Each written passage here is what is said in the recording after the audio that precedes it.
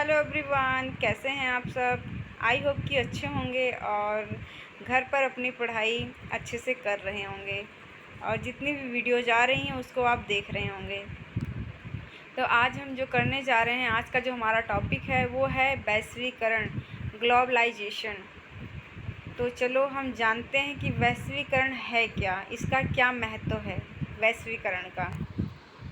अब इसको जानने के लिए चलो हम पढ़ते हैं कि वैश्वीकरण या भूमंडलीकरण, वैश्वीकरण भूमंडलीकरण दोनों ही एक ही चीज़ हैं और एक बहुआयामी प्रक्रिया है। तो क्वेश्चन सबसे पहले ये पहली लाइन से ही बन जाता है कि वैश्वीकरण या भूमंडलीकरण किस प्रकार की प्रक्रिया है। तो ये एक बहुआयामी प्रक्रिया है, लेकिन सामान्य रूप से वैश्वीकरण या भूमंडलीकरण का अभिप्राय भूमंडल के विभिन्न देशों के मध्य आर्थिक संबंधों को विकसित करने वाली प्रक्रिया से है। किस प्रकार से? आर्थिक संबंधों को विकसित करने वाली प्रक्रिया है। सामान्यतः वैश्वीकरण की प्रक्रिया का संबंध आर्थिक जगत से माना जाता है, लेकिन सामाजिक आर्थिक परिवर्तन की प्रक्रिया समाज के अन्य क्षेत्रों से भी संबंधित हो सकती है। मतलब किसी भी क्षेत्र में वैश्वीकरण हो सकता है, लेकिन जो सबसे उसका मेन माना गया है वो आर्थिक जगत से इसका अर्थ लगाया गया है वैश्वीकरण का। और सामाजिक आर्थिक परिवर्तन, मतलब कि कहने का मतलब है वैश्वीकरण हर एक क्षेत्र में हो सकता है, लेकिन जो मेन फोकस है, जो इसका जो अर्थ लगाया जाता है, मेन वैश्वीकरण की जो प्रक्रिया है वो आर्थिक जगत से माना गया है, आर्थिक क्षेत्र से लगाया है। अब यहाँ पे देखते हैं वैश्वीकरण का अर्थ एवं परिभाषाएं। यहाँ पे वैश्वीकरण है, ये वैश्वीकरण वर्तमान आधुनिक युग की पहचान है, या कहें तो वैश्वीकरण आधुनिकता का प्रतिनिधि है।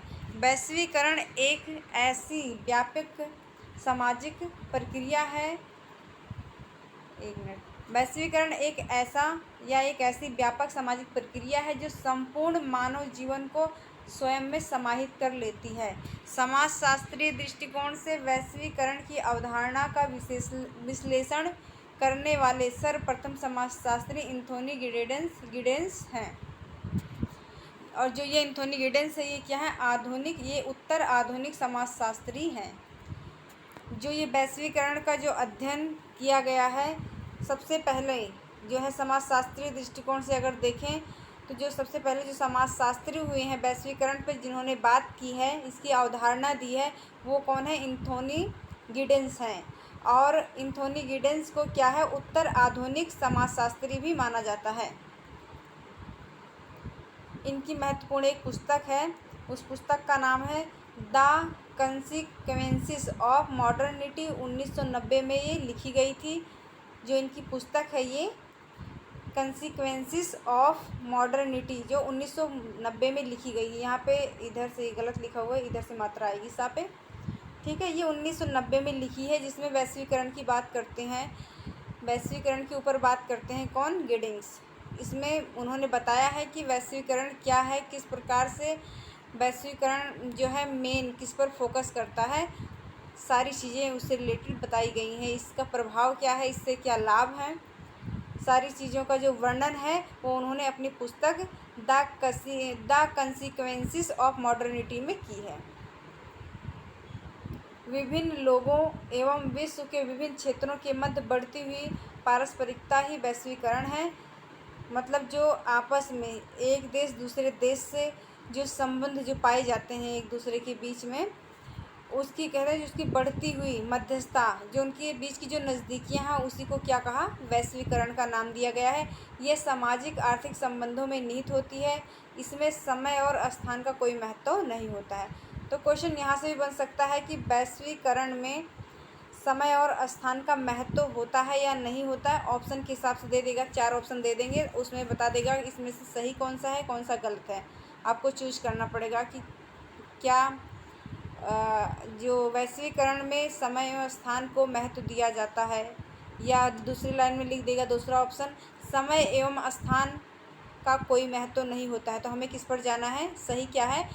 जो वैश्वीकरण है, ग्लोबलाइजेशन है, इसमें क्या है? समय और स्थान का कोई महत्व नहीं होता है। अब परिभाषाएं देख लेते हैं कुछ। इंटरनेशनल सोशियोलॉजी, इसमें क्या है, ये कहता है कि शोध को उपयोगी बनाने और विश्व को समझने हेतु वैश्वीकरण को बहुलवादी होना ही पड़ेगा।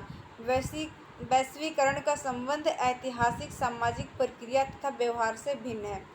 मतलब जो इंटरनेशनल सोशियोलॉजी है वो कहती है कि जो रिसर्च है, जो शोध है हमारा, उसको मतलब उपयोगी बनाने के लिए हमें क्या करना पड़ेगा, विश्व को समझने के लिए मतलब बहुलवादी बनना पड़ेगा। मतलब बहुत सारे देश को आपस में मध्यस्थता, नज़दीकियाँ बढ़ानी पड़ेगी, तभी कहीं ना कहीं जाके जो है वैश्वीकरण ज़्यादा होगा, है ना, और जो हमारा शोध है वो भी उपयोगी बनेगा। और उन्होंने जो वैश्वीकरण है उसको, उसका जो संबंध जोड़ा है ऐतिहासिक और सामाजिक प्रक्रिया तथा व्यवहार से भिन्न है। वो कहते हैं जो वैश्वीकरण का जो संबंध है वो ऐतिहासिक, सामाजिक प्रक्रिया तथा व्यवहार से भिन्न है। अब यहाँ पे यूरोपियन कमीशन क्या लिखता है कि वैश्वीकरण एक ऐसी प्रक्रिया है जिसके द्वारा विभिन्न राष्ट्रों के बाजार और उत्पादन पारस्परिक रूप से एक दूसरे पर अधिक निर्भर रहते हैं तथा इस निर्भरता का कारण व्यापार तथा वस्तुओं की गतिशीलता और पूंजी तथा तकनीकी तंतु का प्रवाहित होना है। ये हमारी 2 डेफिनेशन थी, बहुत ज़्यादा मोस्ट इम्पॉर्टेंट है, तो इसको आप देख लेना और याद कर लेना है। अब यहाँ पे है कि वैश्वीकरण का भारत की आर्थिक, सामाजिक एवं सांस्कृतिक व्यवस्था पर प्रभाव क्या है। ये ग्लोबलाइजेशन है, ये इंडिया पर, मतलब भारत की जो आर्थिक स्थिति है या सामाजिक स्थिति है, सांस्कृतिक जो व्यवस्था है, उस पर किस प्रकार से प्रभाव डालता है। सबसे पहले ये राष्ट्रीय आय में वृद्धि करता है। वैश्वीकरण से क्या होता है, राष्ट्रीय आय में वृद्धि होती है। और दूसरा, जो उद्योग धंधे हैं उनमें विकास होता है। तीसरा, कृषि उत्पादन में वृद्धि होती है। हमारा चौथा है, परिवहन एवं संचार क्षेत्र में प्रगति होती है। वैश्वीकरण से एक लाभ और भी हुआ है जो आज आधुनिक युग के, ये मान सकते हैं, बहुत मतलब गंभीर समस्या है महिलाओं को लेकर। उनके महिला सशक्तिकरण पर बातें चल रही हैं कि महिलाओं को सशक्त कैसे किया जाए। तो उसमें भी क्या है, जो ये वैश्वीकरण है काफ़ी उपयोगी सिद्ध हो रहा है। किसमें, महिला सशक्तिकरण के मामले में लिखा हुआ है। महिला सशक्तिकरण, वैश्वीकरण के इस दौर में आज महिलाएं अपने अधिकारों के प्रति सचेत हो गई हैं।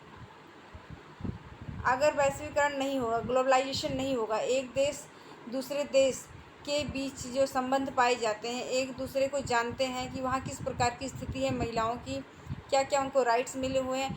अगर ये वैश्वीकरण ना होता, है ना, ग्लोबलाइजेशन ना हो, तो हमें पता ही नहीं चलेगा कि कहाँ की क्या स्थिति है, वहाँ की आर्थिक स्थिति कैसी है, वहाँ की महिलाओं की स्थिति कैसी है, वहाँ की जो सामाजिक व्यवस्था है, राजनीतिक व्यवस्था है, सांस्कृतिक व्यवस्था है, किस प्रकार की है।